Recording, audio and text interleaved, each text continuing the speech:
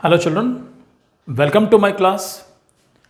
At present I will explain example number 19, chapter linear equation two variables.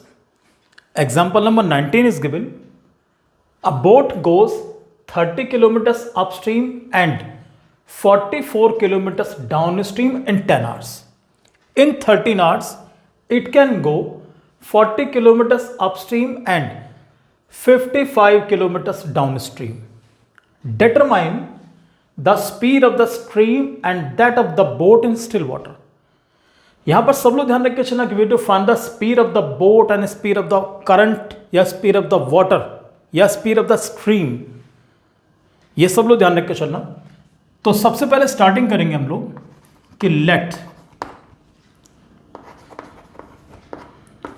The speed of boat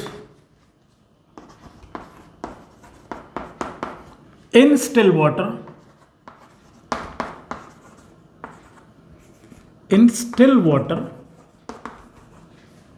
be x kilometers per hour.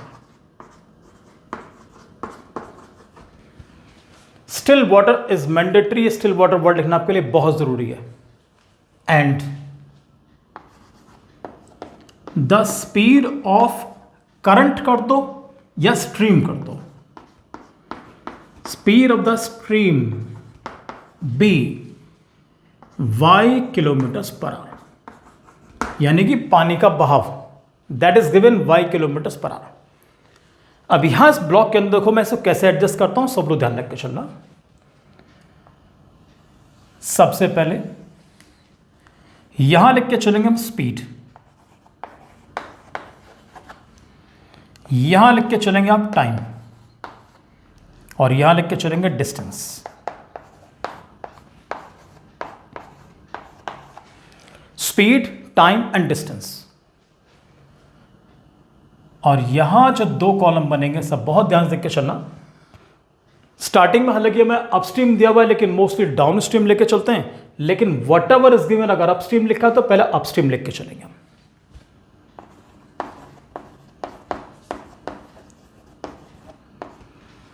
And second column बनेगा downstream का.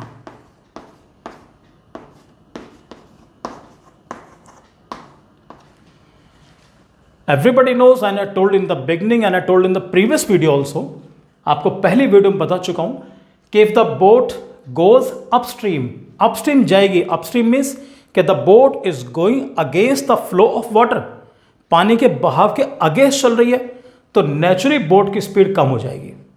और boat की speed कम होगी तो उस condition में हम क्या लिख के चलेंगे, speed of boat we have taken x and the speed of water या speed of the stream we have taken y. तो it becomes x minus y. If it goes downstream, तो downstream में से it is going, the boat is going with the flow of water, पानी के बहाव के साथ चल रही है, तो बोट की स्पीड अपना आप इंक्रीज होगी, अपना बढ़ेगी. So that will be taken x plus y. बेटा दोबारा उस पर सुन लो. पहले स्पीड बोट की आएगी, फिर स्पीड पानी की आएगी, क्योंकि हम ABCD के अंदर पढ़ चुके हैं कि पहले B आता है, W बाद में आता है. तो B for boat and W for water, ये सब लोग ध्यान रख के चलेंगे. अब क्वेश्चन में पढ़ने ध्यान से गिवन क्या है. A boat goes 30 kilometre upstream, तो अपस्ट्रीम में distance, what distance is given, that is given 30 kilometres. Downstream कितना, it is 44 kilometre downstream, तो ये रहा 44 किलोमीटर्स.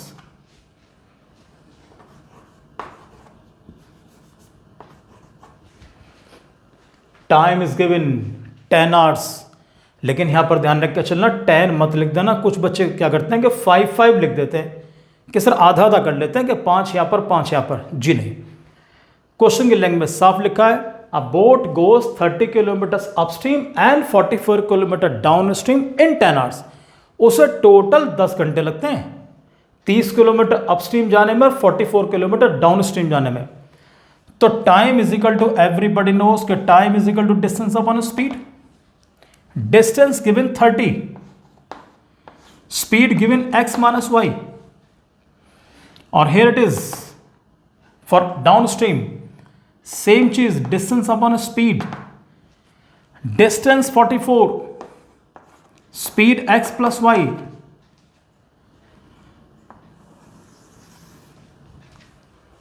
टोटल टाइम यानी कि this time plus this time, upstream plus downstream वाला time मिलाकर 10 आवर्स हैं, तो it becomes T1 plus T2 is equal to 10. Time taken to go upstream 30 kilometres, तो that is 30 upon x minus y. T2, that time which is being taken by the boat to cover downstream 44 kilometers, that is 44 upon x plus y is equal to 10. ये बनेगी मेरी first equation. इसी तरीके से हम second equation बनाएंगे. अब second सुन लो. In 13 hours it can go 40 kilometres upstream, तो 40 किलोमीटर्स अपस्ट्रीम, तो दिस विल बिकम क्या, 40 upon x minus y. Similarly पहला वाला को एक्सप्लेन कर दिया, दूसरा वाला I am writing similarly. 40 kilometres upstream, तो it becomes 40 upon x minus y plus 55 kilometres downstream, तो डाउन स्ट्रीम कितना 55 किलोमीटर्स, तो this will become 55 upon x plus y. 55 upon x plus y is equal to how much time is being taken this time in 13 hours. The total time is to be taken 13 hours. ये बन गई मेरी second equation. अब इन दोनों equations को हम लोग reducing वाले मेथड से करेंगे. रिड्यूसिंग से कैसे करना है आपको, आप यहां मान के चलेंगे इसके अंदर suppose 1 upon x minus y is to be taken as a and 1 upon x plus y is to be taken as b. हमारी क्वेश्चन क्या बनी, 30 अपॉन x माइनस वाई. बहुत ध्यान देख के चलना सारे बच्चे. 1 upon x minus y a, 2 अपॉन x माइनस वाई 2a, 5 अपॉन x माइनस वाई 5a, और प्यारे बच्चों 30 upon x minus y that will be 30a. तो ये बनेगा 30a plus 44b is equal to 10. ये बनेगी मेरी क्वेश्चन नंबर 3. मान लो ऐसे में यहां बनाऊंगा 1 upon x minus y a, तो 40 upon x minus y that is 40a plus 55b is equal to 13. This is equation number 4. And I will solve these two equations by elimination method. मैं दोनों को elimination से solve करूंगा. मैं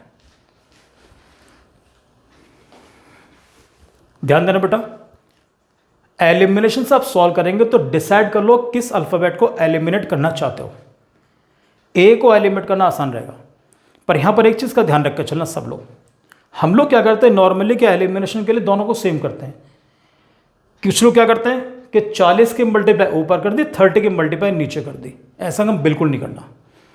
इसका मतलब ये हुआ कि अगर मुझे b को एलिमिनेट करना हो तो इसका मतलब तो ये कि 55 की मल्टीप्लाई ऊपर करूंगा और 44 के नीचे करूंगा.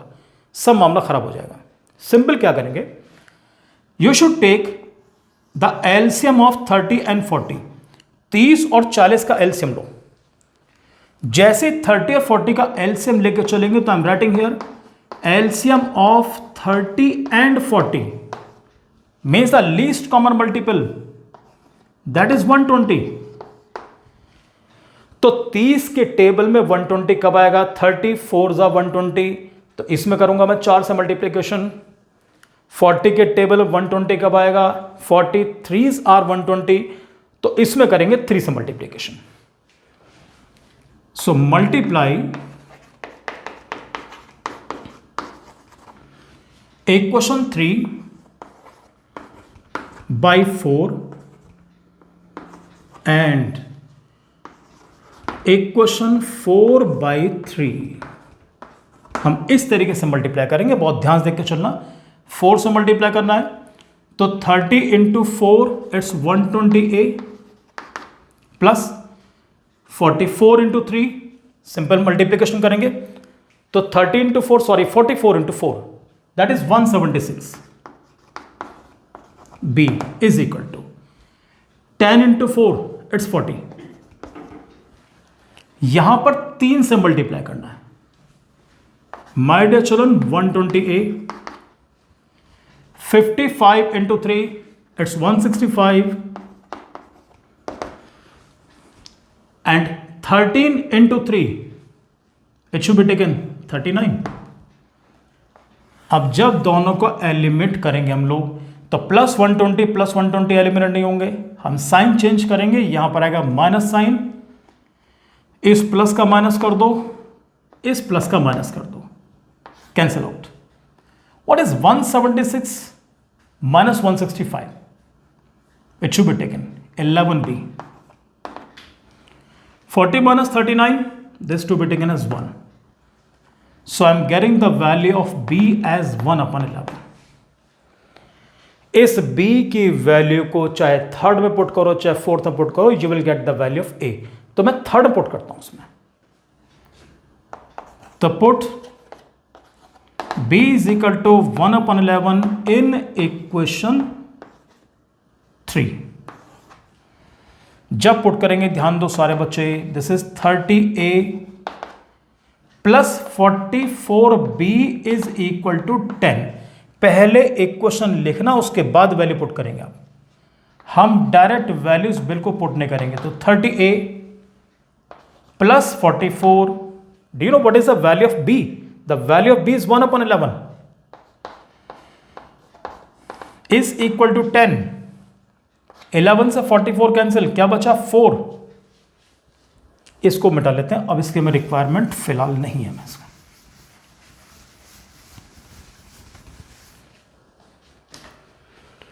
सो what is left with me 30a plus 4 is equal to 10 और I am getting children 30a is equal to 10 minus 4।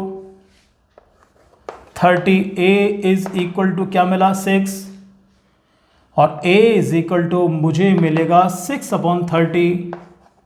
जानते हो कितना मिला? 6 5 जा 30, this is 1 upon 5। So value of a I got 1 upon 5, value of b I got 1 upon 11। अब ध्यान दो हमने किसको क्या माना था हम लोगों ने, बहुत ध्यान देख के चलना।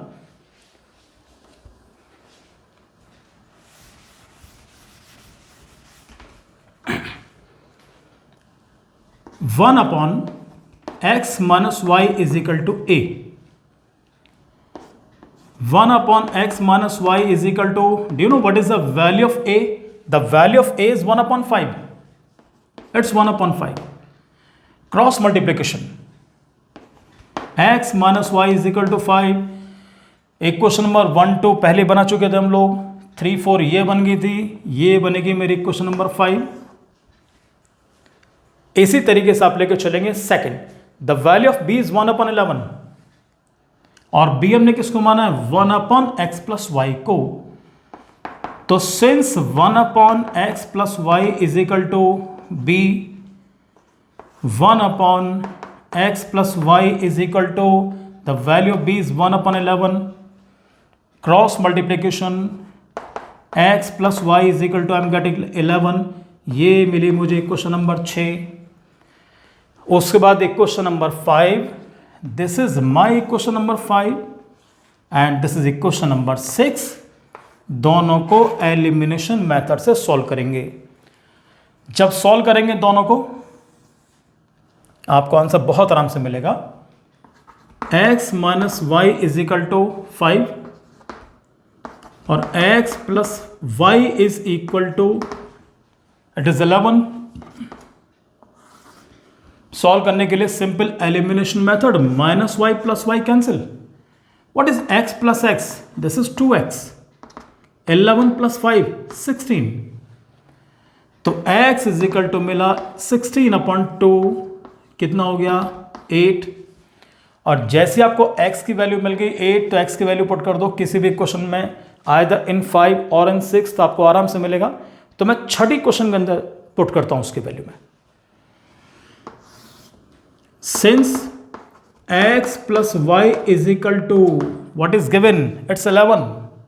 ये 11 दिया हुआ है इसमें और x की वैल्यू मुझे मिली है 8, तो 8 plus y is equal to 11। My dear children, y is equal to आपको मिलेगा 11 minus 8, this is 3।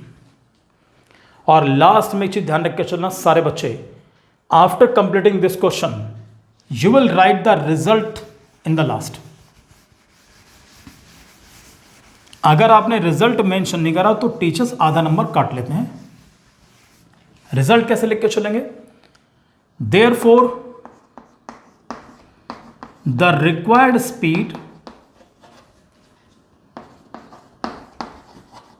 Of the boat in still water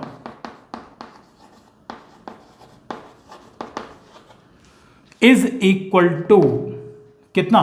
x की वैल्यू 8 मिले तो 8 kilometre per hour, and the speed of current या stream that is 3 kilometre per our.